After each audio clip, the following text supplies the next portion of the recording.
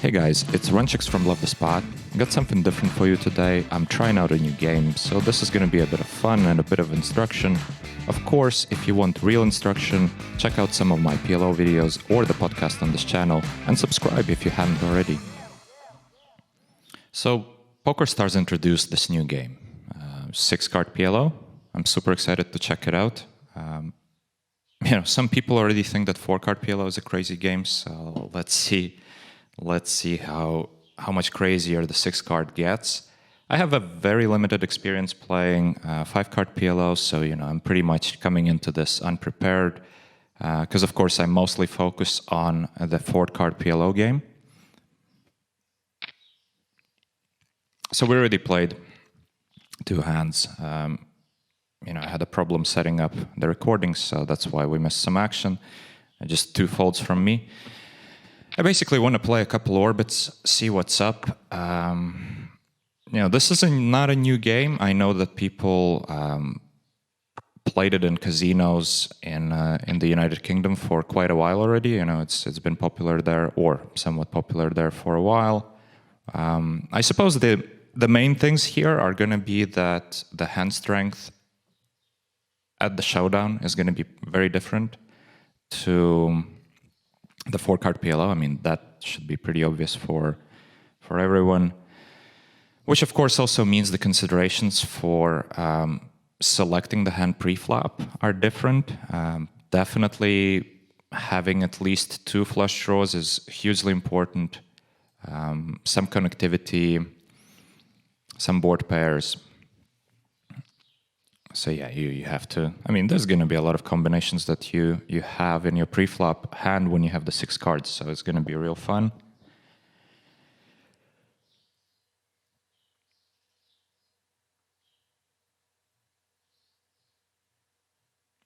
I think obviously my experience in 4-card PLO is going to be quite useful here, but at the same time, I'm pretty much going into this unprepared. So yeah, it's cool to see a familiar game with sort of a beginner's mindset here. Trying to figure things out as we go. Have to notice that both players are slightly shorter than 100 big blinds, so I probably just want to check back. Unfortunately, we don't have any backdoor flush draws. I think the best way to go is just try to show it down and take down the river, if that's going to be possible. I don't think we could have bet for value here. So we end up chopping. That's a fine result. Let's pull up the replayer and see what we can learn from our opponent's play pre-flop. I mean, clearly on the small blind, that's not a call. So, that was pretty horrible by him. I'm not afraid to say that. It's good to know. Probably the thing is, most of the people playing this game at the moment on Pokerstars also have no idea what they're doing. So everybody's in the same boat. And that makes it fun, because everybody's trying to discover things as they go, figure things out along the way. Yeah, so let's see. Unfortunately, there was no higher stakes table running at the time when I wanted to record this, or at the time when I'm recording this. So we jumped into the highest stakes. At first I wanted to hopefully play like a 1-2 game, because I saw that those have been running occasionally, so I was hoping for that, but unfortunately we're playing the 25-50 cent game. Actually, I guess for most of you watching, this might be the type of stakes that you would jump in yourself, maybe even slightly lower, so why not? This is going to be useful for you. And again, I want to point out, I'm going to play just a couple orbits, hopefully, catch a concept or 2 that we can discuss. I'm just going to see the flop purely because this player seemed to be quite weak from the previous hand. I think I clearly can't continue here, but I will. It's not something I advise you to do, but just on the fact that my hand does have some playability, and I thought the opponent displayed some lack of understanding of the game in the previous hand. I mean, obviously now it is a crappy situation. We are up against aces in this game often enough, but it's not like I'm going to fold my set here. And yeah, I mean, we're doing great. Can't fault the opponent for playing the hand the way he played. It's all good. We end up chopping. And it's an okay result. I'll take it. So we're definitely going to open this hand. The only problem here is that both players are shorter. So, yeah, we end up playing a 3-bet pot with the small SPR. Not a great spot, but at the same time, on the flop, we're going to have a great visibility of our hand. We're going to know where we stand. Very frequently, unfortunately, we stand in a tricky spot, right? We got 2-pair, we got a low straight draw. It just seems really, really bad to me. I'm tempted to fold. The SPR is really low. I'm gonna have to stack off. I don't like it, but it is what it is. We're up against aces and a flush draw, which is bound to happen a lot. Wasn't surprised by that at all. It's funny that, in the previous hand, the opponent chose to run it twice, and in this one, run it once. To be honest, I hate these people, right? If you're going to run it twice, just run it twice or run it once. Trying to find these small edges and stuff is just so annoying. I mean, obviously, you're allowed to do whatever you want to do, so go ahead. But, I just, I don't like it. Suppose because, I play a lot of live games, and it is really annoying when people do it in the live games. In the online, it's not annoying to such extent, but live games, you're going to run it once when you want and run it twice when you don't want, or whatever. You see the point. That's just lack of class, and it's annoying. All right, so let's pull up the hand that we just played. Like I said, we most likely have to fold this flop, right? And this is something, you have to make these folds. I mean, if you come from Hold'em background or 4-card PLO background, you would see 2-pair and a straight draw with the stack to pot ratio the way it was. Oh, sorry about that.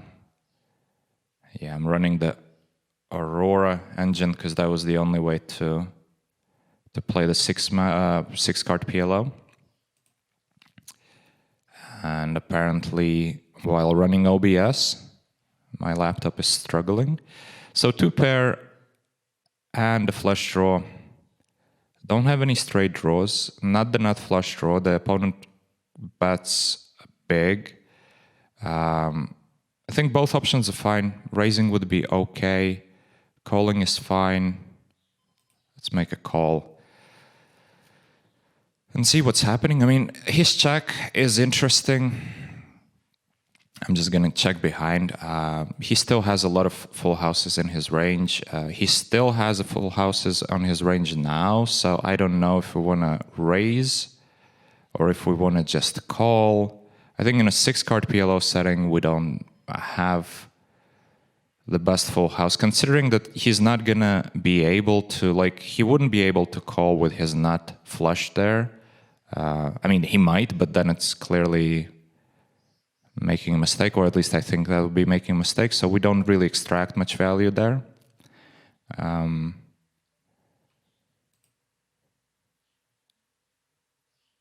Wow.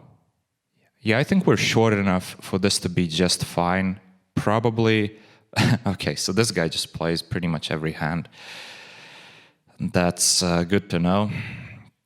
So we flopped the straight. I don't think there's any reason to slow play, to try to check and induce some play. Let's just stack off, and if they both end up folding, I really don't mind.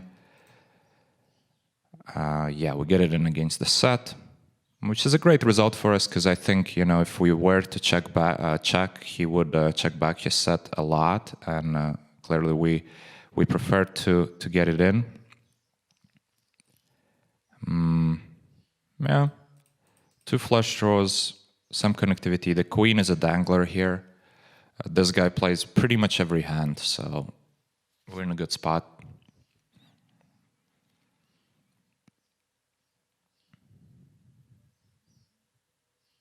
All right, leading.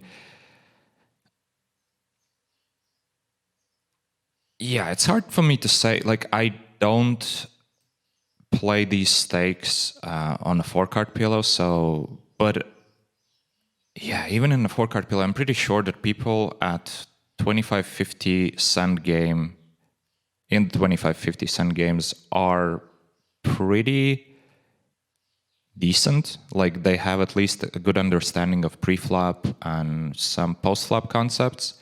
So far, I've seen pretty much every play that I've seen going to showdown is dubious. This guy is playing pretty much all the hands at the moment, and he's making some weird plays like, you know, leading on the flop, where in the spots where he kind of shouldn't, and all sorts of other things. Just makes me think that a lot of these people have no clue what's going on. I mean, obviously, a beautiful result. 2 flush draws. We have aces, 2 pairs in our hand, some straight potential. So I love to see this 3-bet. This is just funny. Okay, so let's gamble. I end up being in the worst shape with my beautiful hand, the hand that I was super happy about.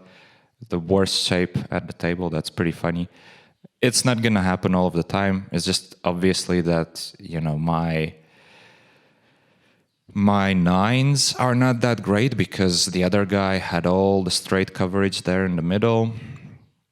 Ace is just chop. So, you know, there were not many ways I can win this hand. I basically had the nut flush draw for the clubs. And that's about it. So, yeah, we have the 3rd nuts. Well, the 3rd nuts at the moment. I have to say we probably need to fold. Probably need to fold. I can't see this guy bluffing very often. Like, the only hand we win against is kings. We're not even doing that great against kings. I mean, obviously we're doing pretty good against kings, but if you think that he only sometimes has kings and most of the time he has a higher flush, so against that range of hands, we actually don't have the equity to call, in my opinion. Maybe that was a bit too passive, but whatever. Again, I'm playing what I believe to be a weak hand just because I think the opponent has no clue.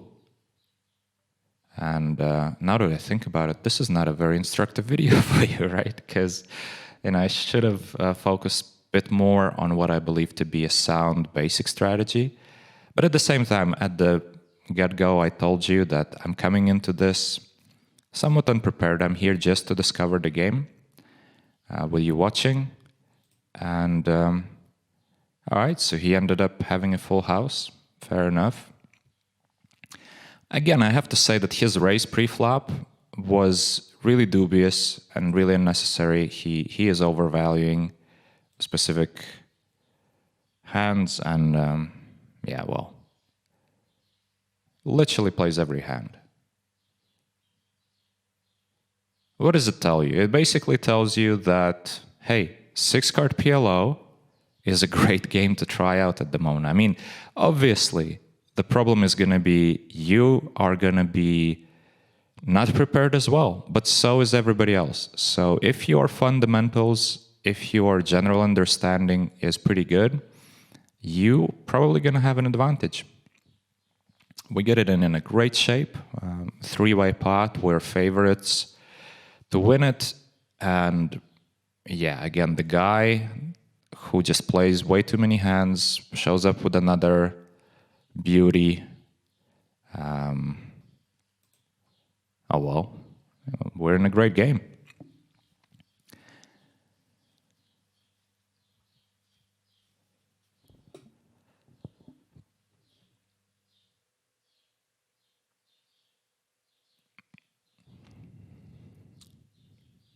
So anyway, I actually don't think we're going to be playing all that long anymore. I mean, of course, I could be staying in this table, just trying to play pots with our Brazilian friend right here.